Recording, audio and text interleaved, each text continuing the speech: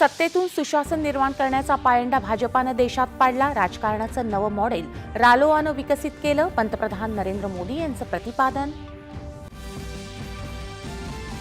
मूडीजनं भारताचं BAA3 पतमानांकन ठेवलं कायम.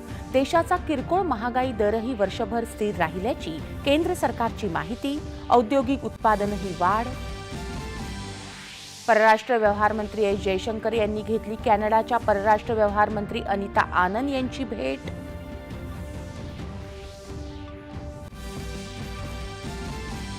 विशेष सखोल मतदार यादी फेर तपासणीनंतर तयार करण्यात आलेली बिहारची नवी मतदार यादी आज जारी होणार. राज्यातल्या अतिवृष्टीच्या पार्श्वभूमीवर इयत्ता 12वीच्या विद्यार्थ्यांना परीक्षा अर्ज भरण्यासाठी येत्या 20 ऑक्टोबरपर्यंत मुदतवाढ. गाझामधल्या संघर्ष समाप्तीसाठी अमेरिकेकडून 20 सूत्री शांतता प्रस्ताव. इस्रायलनं व्यक्त केली सहमती.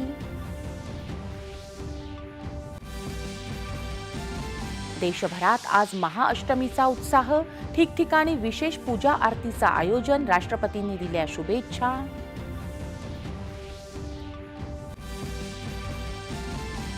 ISSF जागतिक कनिष्ठ नेमबाजी विश्वचषक स्पर्धेत भारताच्या ओजस्वी ठाकूर आणि हिमांशूनं साधला सुवर्णवेध.